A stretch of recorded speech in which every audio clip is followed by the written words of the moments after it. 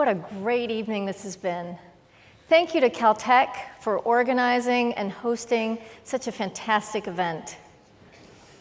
Caltech was home to my father for some 38 years, and so it's especially meaningful to pay tribute to him from this stage tonight. There's one more speaker after me, but I thought I would use my time to share a few stories about what it was like growing up as a Feynman. My father had a unique sense of humor. This is a button he liked. It reads, if you can't read it, "Genius is genetically determined. You inherit it from your children." You know, he didn't take himself too seriously. Perhaps because he didn't take the universe at face value and was always looking at ways to understand and appreciate the world from different points of view. Omni magazine once made the assessment that Richard Phillips Feynman was the smartest man in the world.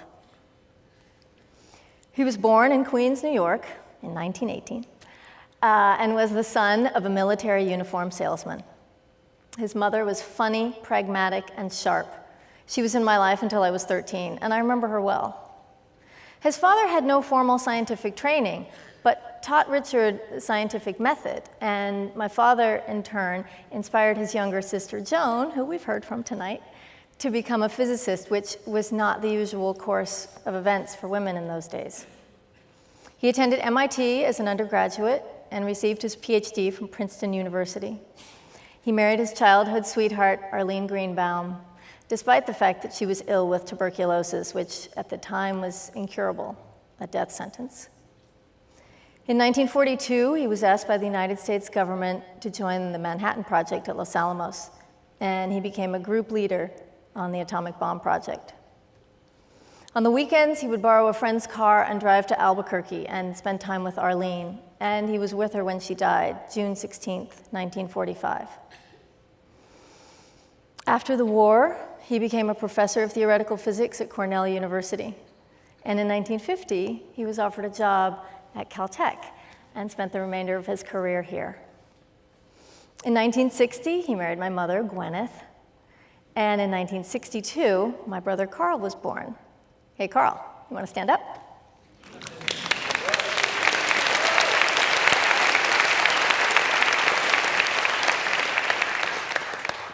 So this next picture is a picture of baby Carl, my mom and my dad, with one of the many awards my dad won. And So I know I need to explain this picture.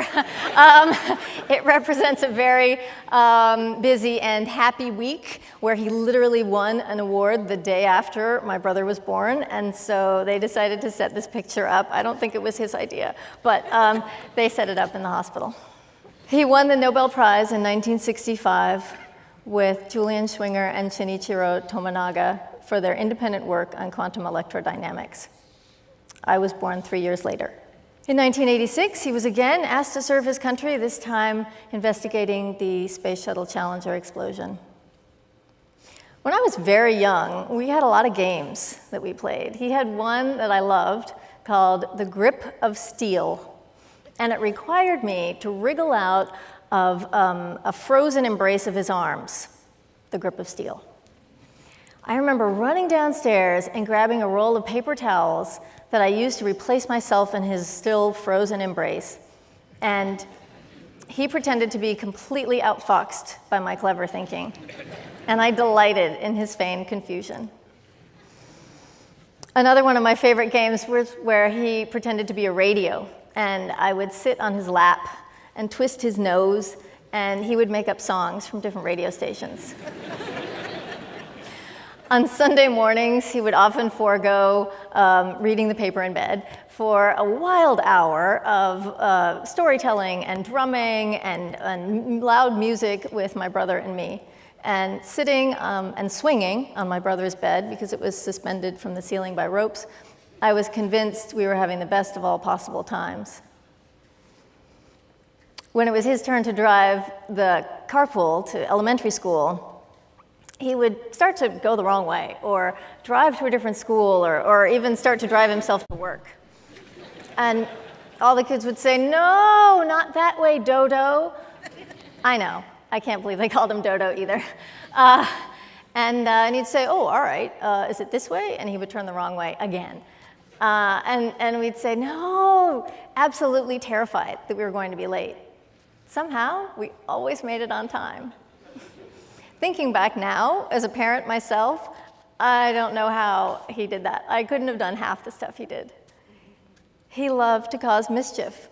When we were at a restaurant and putting our name on a list, he would spell the name B-J-O with a line through it, R-K, and gleefully wait for the name to be called. When we were at a restaurant, he would order coffee, and when it was brought to the table, he'd say, "It's for the children." He would pretend to speak Italian at an Italian restaurant and converse with our waiter, much to our dismay. It's funny now, but when you're a teenager, it's pretty embarrassing to have a parent who enjoys such public games. When he was introduced to someone at a party who spoke a foreign language, he would pretend to be fluent in their native language. The amazing thing is that his resolute confidence and full commitment to the prank often fooled them into thinking that this gibberish was somehow an unfamiliar regional dialect. And they would say, what a shame it was. They didn't speak the same version of the language. Suffice to say, my father had a unique perspective on life that made his approach to most things unconventional. My mother was fiercely independent and a passionate world traveler, so it's no surprise that I grew up in a family of adventurers. One of our favorite things to do was to take our Dodge van and go camping. We spent a lot of time in California, visited Oregon, and even made it to Canada one summer. We often didn't stay at campgrounds. I know, it's a picture of a campground, but we often didn't stay at campgrounds because the van had room for us to sleep inside, so we didn't have to worry about rain or cold. And with that van, we would go to great lengths to put ourselves in the middle of nowhere. At every fork in the road, we would take the one in the worst condition, the most interesting one. The van was inconspicuous, low-key. No, actually, it had Feynman diagrams painted all over it. My father loved teaching. In 1972, he won the Oersted Medal, the highest award of American Association of Physics Teachers, for his contributions to the teaching of physics. 10 years later, he won an award from the Associated Students of Caltech for excellence in teaching. And in his response to the students, he said he was very pleased to be honored for doing something he so thoroughly enjoyed. Once someone asked him about teaching children based on his experiences with my brother and me, and he was unable to have a definitive answer because our personalities were so different. My brother liked it when my dad made up stories about tiny people who would walk around the house, and Carl would have to guess where they were based on the details in the story. It required some imagination because the scale was completely unfamiliar. What was trees to these people were actually stalks of the carpet. I didn't like these stories. I wanted to hear the ones out of the book over and over again. They were close while Carl was growing up, and somewhere during my brother's teenage years, they became more like collaborators than father and son. They would go on long walks and discuss technical ideas. I know, because I tagged along sometimes and regretted it. So the next picture is a picture of Carl graduating from MIT, following in my father's footsteps. It was one of the deep joys in our father's life to have a son like Carl who spoke his language. To say he was proud of Carl is an understatement. My more grounded interests served me well, as later my parents trusted me to help them with reminders of tasks they had to accomplish. When my father realized I was the responsible and reliable sort, he tried to teach me how to do their income taxes. I was 12. My mother told him to stop torturing me. And I should say, I didn't become the family accountant, but I have enjoyed being the family historian. I've curated 3 books about my father, and I've really relished the time hearing his voice and laughing at his wit. In closing, I'd like to show one picture that, to me, encapsulates how encompassing his love for physics was. I know, it looks like a scrap of paper. Yeah, it is a scrap of paper. It's the Time magazine subscription insert postcard thing.